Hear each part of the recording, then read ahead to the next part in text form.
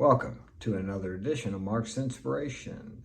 Glad you could join me here today as always, and it's a warm sunny day in St. Louis, Missouri today. Hope it's wonderful wherever you are in the world. Today's topic is going to be texting, messaging, whatever, WhatsApp, Instagram, Messenger, whatever various type of messaging you use to communicate with girls. But before we begin, smash that like button and subscribe. Tonight, remember, we have our podcast. It's Saturday. Yes, we have it at 7 p.m. every Saturday night. A live podcast. I'm sure it will be something of value to you. So, before we begin, smash that like button again. Okay. I've watched a lot of videos and I like them, but I don't think to push the button for some reason unless they tell me to. I guess I need a reminder. Texting. How do you use that? I have learned through, painful experience that texting or messaging should only be used to set up a time to meet. I see too many guys putting too much emphasis and effort into messaging. I've helped some guys and they'll be telling me about a relationship they have, or at least a relationship I think they have, and all they've been doing is texting the girl. They haven't even met her yet. And they have all this emotional investment, and they're just having a text ship. Really, the phone is just to be used to set up a time to meet, because you really don't know anything about this girl till you meet her. And even after you meet her, it takes months sometimes to really get to know someone. And some people say, as you may have heard, you really don't know someone until you live with them. So there's stages of getting to know someone. So as a man, you need to be careful not to get emotionally wrapped up with someone who you haven't even met yet. This texting is used by a lot of women to weed out the weak men. Now, I know a lot about texting. You know why? Because about 4 years ago, I knew nothing about it. I was ignorant. So I got into a relationship with this young lady who was into social media. She was like on Instagram, had 18,000 followers, okay. So I didn't know anything. When she sent me a message, I sent her a message right back. And I would try to have conversations with her. And sometimes I did, but we would be in the middle of a conversation and she would just disappear. It would like piss me off. I'm like, hey, what's the deal? But I was used to using a telephone, which years ago, a person wouldn't just stop talking to you. And this girl lived out of the country, so I would see her about once a month. We would travel together, or I would go spend the weekend with her. So I was kind of trying to get to know her by texting because, like I said, I was ignorant and I didn't know any better. Well, this is a real good way for when you get together with the girl, whoever she is, that you really don't have anything to talk about because you spent all your time texting. She knows about everything there is to know about you. And girls like a little mystery. So my point here is just use that enough for her to get comfortable. And that's another thing I hear guys tell me when they ask for my help. They say, well, she's not comfortable with me yet. She wants to get to know me a little better. Well, if she gets to know you by texting, there's a real good chance that you're never even going to meet her. Because why does she need to meet you? She already knows you. So you have to be real careful with the texting. But then again, I've heard someone, I think Lewis House, I think he met his latest girlfriend. I think they spent a lot of time messaging back and forth, and I guess they're going out now, but you really have to be careful with it because it's really easy for things to be misunderstood on texting. I know with this girl that I was dating before, we had a couple arguments because of there's no inflection when you text, as opposed to like when I'm talking to you now, you can see my body movements, you can hear my voice tone, and the communication, it's understood that probably 85% of communication is not the words you speak, but it's your body movements, it's your actions, your tone of voice, and all these things are lost in messaging. Yes, I know a lot of people use the emojis and they think that makes up for that, but it doesn't. Even if you look up to see what the emoji means, a lot of these emojis have different meanings and depends on the context of the conversation. So you really never know with that. And I advise you, if you're a man, do not use emojis. I used to use them. I don't use them anymore. The only ones I use is in business. Sometimes I will put the thumbs up if I agree with what the client says, or I'll do the okay. But other than that, don't use hearts, smiley faces with kisses, or any of that crap, okay? That's just my opinion. It's too feminine. I use them, I know, so, but looking back in retrospect, because after I got out of that relationship, I really started studying texting and emojis and all that because I was going to be using them in the future, so I needed to find out something about them. And there's a whole science to texting. And as I said, girls will use texting and messaging to weed out the weak men. I know some guys will send a message to a girl, and if she doesn't get back to him, they'll send another message and another one. And then they get angry because she doesn't call him back.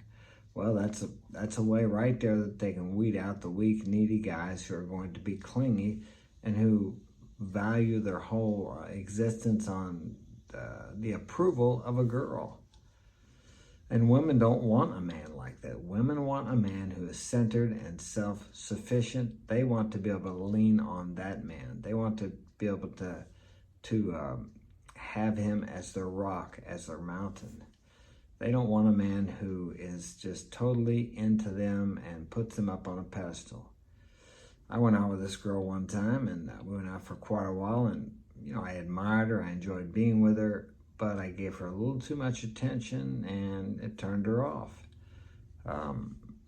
Started disrespecting me, and even though I told her I was going to leave if she didn't straighten up, she didn't believe me because I was so into her. But the day came, I walked away from her.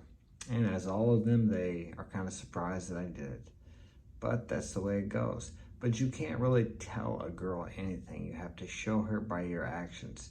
If a girl starts disrespecting you, you need to withdraw your attention. Not as a game or the silent treatment, but you just need to get busy doing other things. You should always be focused on your mission and your purpose first. Never, ever, ever allow a girl to become the most important thing in your life. Don't even allow them to think that they are. Because I was in a relationship one time where this girl actually thought she was the most important thing in my life, but she found out that she wasn't. But I still valued the relationship too much. I allowed other things to kind of, get away from me or just be second when they should have been above the relationship. It's up to the woman to put the relationship ahead of everything else, not you as the man. But I found myself doing that because she wasn't putting enough effort into the relationship. So I was trying to focus on building the relationship plus my mission, my purpose, and you just can't do that as a man. It's too draining. You cannot focus, you cannot be the man you need to be if you have to focus on the relationship. A man's number one emotional need, if he's in a relationship with a girl, is for her to put their relationship above everything else. And that's where I wasn't at in this relationship. I was not above everything. Our relationship was not above everything else. I was like second, third, or fourth down on the totem pole, so to speak. So when you get there, it's not a good place to be. So even though I argued and said, hey, you need to change, she wasn't going to change. So the only thing that was going to change was me. I had to change, or I had to change the situation. I had to realize that, hey, you know what? I have more value than this. I can never remember being or allowing someone to put me that far down on the totem pole. So once I realized, well, I had my timer on it, it went off, and when it does, it shuts off my camera. So back to the story. Once I realized I was being devalued, I also realized that no one could devalue me unless I first devalued myself or put myself in that position.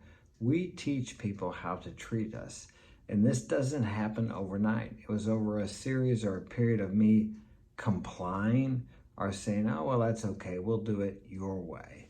And you can't do that as a man. I'm not saying that you can never do what your woman wants to do, but what I am saying is, as a man, you are the leader. You are expected to lead. But women will always be looking for little chinks in your armor, little weaknesses here and there, and they're always testing you. Very subtly, but they're always testing you because they got to know that you are strong. And that's the only way they can tell. I mean, if they ask you, are you strong? Are you strong enough to take care of me? Of course you're going to say, yes, I am. But are you? Are you strong enough to take care of her? Are you strong enough that if something happened to her, you would be okay? And that's what a woman really wants to know. I had 2 or 3 women, actually, 4 maybe, I don't know, several women in my life tell me, well, if something happened to me, you would just go on and be with somebody else. And I would say, yeah, if you died or something happened to you, yeah, it would be sad, but I would go on and be with somebody else. And they act like they didn't like that. But they do. They feel safe with a man like that. They want to know that you're going to be okay. They want to know that the woman, is not the focal point, the strength of your life. You know, the Romans they believed that your woman should be just held in respect a little bit above a slave. Now, I know a lot of people are going to think that's misogynistic, but there's a little bit of practical wisdom in that. What I take that as is you don't need to be thinking of your woman as the most important thing in your life, contrary to what society teaches us. I don't know how many people asked me with the last girl I dated, when are you going to put a ring on it? Like you got to tie her down. As where 50 or 70 years ago, it was the other way around. The woman was trying to put the ring on the man. And now it's been reversed. And women don't like that. It's weak. And that's why you see these women going out with these guys who are troublemakers, bad boys, because those men have a certain sense of strength and purpose. They're going to do what they want to do, regardless of what she says. Now, you don't have to be a bad boy or a jailbird or a drug pusher or a criminal, but you have to have the strength within yourself to live your life for yourself. And she knows if she's with you, she's going to be protected. Now, she will always be trying to get you to back down, or, oh, don't go out with your buddies this weekend, or don't go on that camping trip with your friends. Now, logically, you think that this will make her love you more because, well, if you show her that you care about her that much. Doesn't work that way. If she can get you off your purpose and away from your friends and away from your mission or whatever it happens to be, the things that are important to you, she sees that as a weakness. Maybe not consciously, but subconsciously. And she will start disrespecting you, and the crap tests will continue to get stronger and more. Maybe you'll be out at a restaurant and she might flirt with a waiter just to see what you're going to do. Do you get mad, angry, or anxious? No. Here's what you do. You say, I don't like the way you were talking to that waiter. Don't do that again. And then after you guys have dinner, you just disappear for a while. Get busy with what you're supposed to be doing, your mission, your purpose, your goals. And if she calls you up after a couple days or whatever it happens to be, she may say something like this. Are you still mad at me for talking to that waiter the other night? You do not say yes or no. You say this. I've just really been busy. And then wait till she asks if she can see you. Okay, you done told her once you didn't like what she did. You don't need to say any more. You don't need to argue about it. You don't need to do anything about it. You just need to withdraw your attention until she gains some respect back for you. She would not have been flirting with that waiter unless you allowed it to get to that point. Blatant disrespect does not happen overnight. It happens over a period of time. It happens and it starts out like this. Let's go out to the steakhouse and eat tonight, honey. Well, I don't want to go to the steakhouse. I want to go to McDonald's. Well, I really want to go to the steakhouse. Oh, come on. We can go to the steakhouse some other time. Okay, we'll go to McDonald's. See, you didn't do what you wanted to do. Now, in that situation, here's what you do. She wants to go to McDonald's. You say, no, honey, I really got my heart set on the steakhouse. We are going there tonight. Next time we'll go to McDonald's. Okay, now she may throw a little fit. She may give you the cold shoulder for a while. She may not even be very much fun to be with while you're eating, but that's okay. You just totally ignore her emotional reaction. And in the end, she will love you more for that. I know that's counterintuitive, but that's the way women are. She is testing you to see how much strength you got. Do you have resolve within yourself? Are you man enough to stand up against what might come against your family, against her, when you are together? If she sees a future with you, she's got to know that you are the man. So be the man that all men want to be like, and be the man that all women want to be with. That all begins in here. It isn't from anything on the outside. It's not because you got this beautiful car, this money, this, and that. Those things are all results of being the man inside.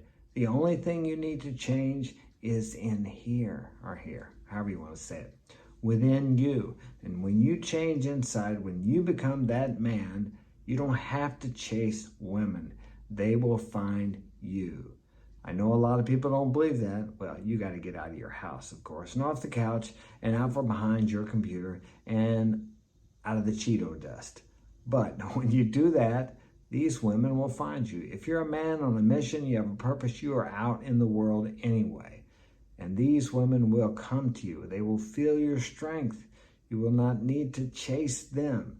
Remember, anything you're chasing, the word actually signifies that it's running away from you. You don't have to hunt. You don't have to chase. You just have to be. And to become that man, only you can do it. No one can do your push-ups for you. So be that man. And I will see you tomorrow.